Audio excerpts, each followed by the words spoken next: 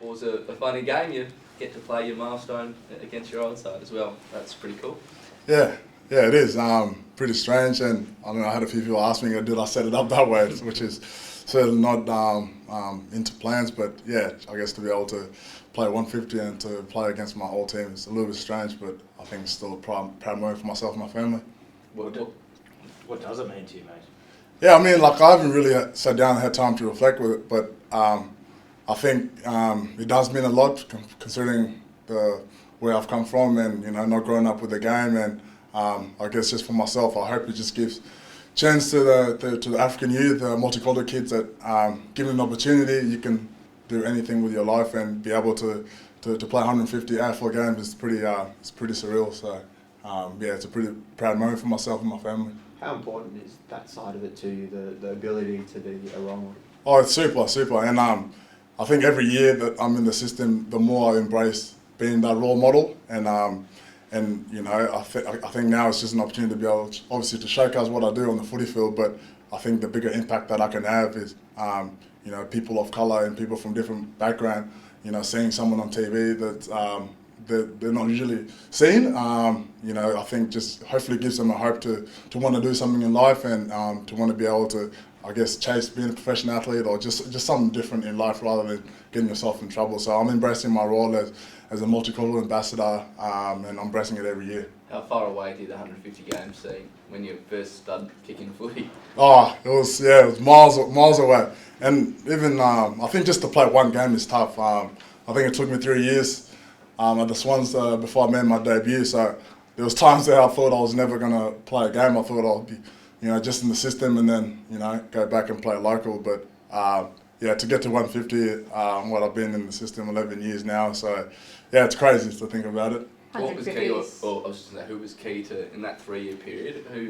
Who kept your belief up that you could make it? Yeah, I mean, I guess, I was grateful that I went to a club like Swans because obviously the leaders that they had there were tremendous. I had Reece Shaw, Jared McVeigh, Kieran Jack, Adam Goods, and these guys, they really taught me what hard work was. I think being in the system, I was just relying on my natural talent, and that can only get you so far. And I used to, I'll be doing my running and Reece Shaw screaming at the back of my ears saying, now you got more in you. And at the time I hated him, but you can understand why he was pushing me and wanting me to get better. So I'm forever grateful that that I was over there and those leaders that supported me and really taught me what hard work is. 150 is obviously a lot of footy. What are the highlights that stick out to you? No, I don't know. I haven't really had time to think. I think obviously playing the first game back in Brisbane and having my whole family there. I think my brothers organised 3 mini buses and they stayed in the hotel, and I just remember going to the rooms after and just having the whole family there. So that's probably number one, because I never thought that I'll be playing here in Australia playing AFL football, because back home they still don't know what it is. They still think it's soccer. So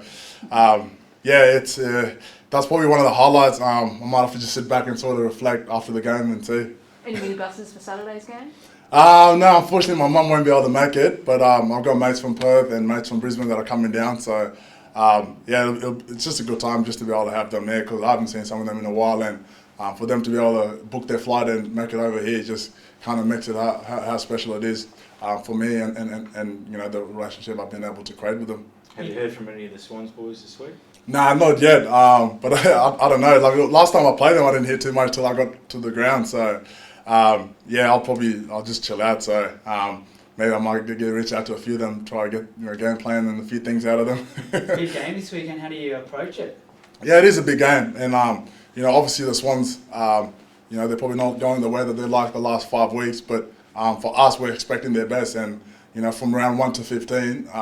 I think they're ranked number 3 in almost every stat there is. So we're going to be expecting that on Saturday, even though they have dropped off a little bit. So, but then for us, it's just focusing on what we can do. Like you can see that second half, the way we're able to play, the way we're able to get the ball forward line. Our defence was a lot better. So if we can bring that into the Swans and be able to limit them on a few things, I think we'll hopefully get the job done. Talk to us about your own form, mate. It seems like you've been in a real strong patch personally.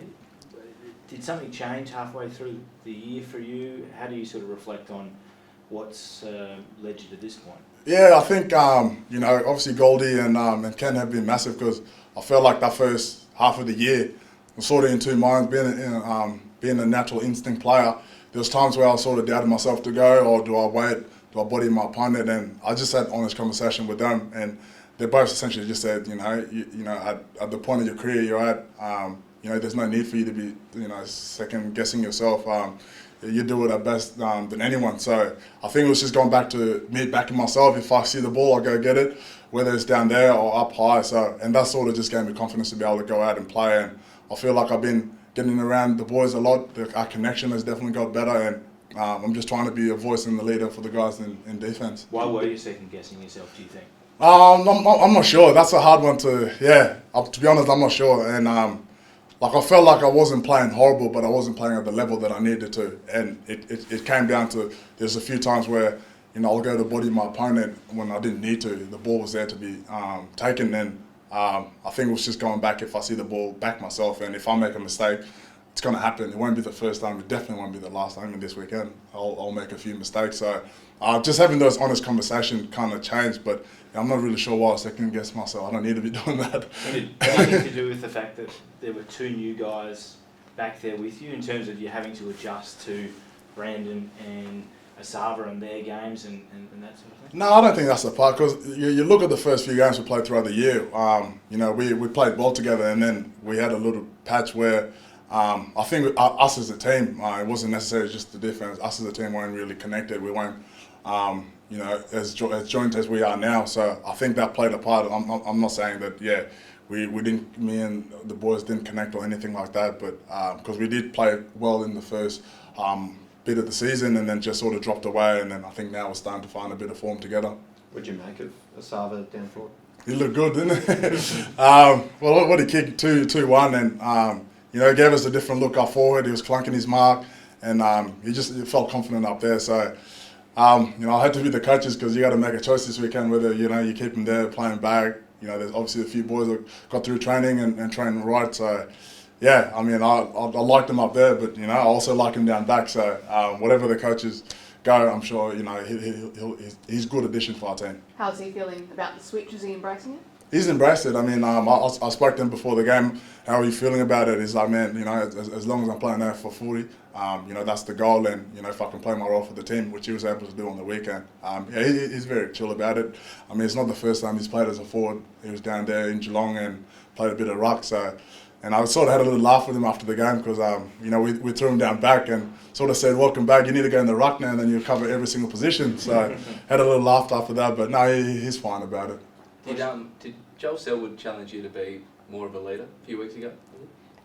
No, we had him here, and he chatted to a few of the boys and sort of just said, what's our next step? Because obviously you look at our leadership group, a lot of them are pretty young, so it's just what steps can we do to take forward? Obviously I'm one of the older guys that's still here, but so it's just about what I can do for them. I'm not the most outspoken person when it comes to the meetings and things like that, but if I see something on the field, I'll say it. Doesn't matter who it is. So it's just probably just keep challenging the young guys that are coming through, because there's leaders that are going to do stuff that are wrong, but it's just for someone to pull them in rather than a young player just letting it go and not saying anything to them. So they just spoke about that, and we just spoke about the experience in Geelong and what they were able to do there. So it was good having it, and I'm sure a lot of the boys took a lot out of it. But it sounds like did he ask specifically something of you, and was that challenging or confronting for you?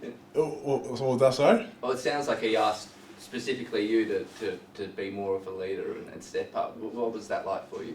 Yeah, it's it's a role that I guess each year I'm embracing, and because a lot of people don't see it out there. Like if I see something, I'm going to say it. I feel like I know the game very well. I know how the coaches want us to play, but it's just challenging these young guys that are obviously superstars of the game, and to try and bring them up to the level that they're meant to be. Because if they're if someone's going to take the club forward, it's these next crop that are coming through, and we need us old heads to be able to keep them in check and bring it up. So, I wouldn't say it's confronting, but when you got a guy like Joel Selwood who's done everything there is, he's led the club since he was 23 years old. It's kind of you know, it was strange sitting in front of him, but yeah, I took a lot out of it. You talked before about the connection growing across the team throughout the season. What's led to that? What changed to get the side more connected after not being as connected earlier in the season? I think it's just probably just enjoying it, because I think there was times where would make mistake and you can see a few boys drop their head. You know, myself, I did that. If I missed the kick or whatever, I'll be like, you know, you look down. But I think it's just keeping the same energy regardless. Play the way you want to play. Mistakes are going to happen, and just making it more enjoyable. And then getting around each other. I think you know, our backline we've been doing it pretty well in terms of, you know, if something happens, go after the mids. Just say good work. If you can get to a forward, get to a forward. I think that keeps you in check, and then it keeps everyone in check. And I think we're doing that very well. And it's a small thing, but it makes a huge difference when you're playing the game of football, because the game itself, it's really, really tough. So you need to be able to stay connected in that aspect of things. Were you wearing a different number today? Yeah, I was. Bit of a tribute to a mate of yours back running again? Yeah. So I've been wearing it probably the past 3 weeks now, and yeah, obviously he ran for the first time yesterday, which is great to see. And yeah, it's just kind of just representing him. And he loves me wearing it out there. So obviously he'll like to be out there, and it's been a tough journey for him. But yeah, it's good to see him, you know, ramping up his rehab now, back running. So yeah. You gonna give it back? Yeah, I'll give it back. Because he sort of said to me, he's like, oh, you can keep it, I'll take 21. I was like, no, it probably looks better on you, man. So Thanks, guys. Thanks for that, mate. Thank you. Thank you. Thank you very much.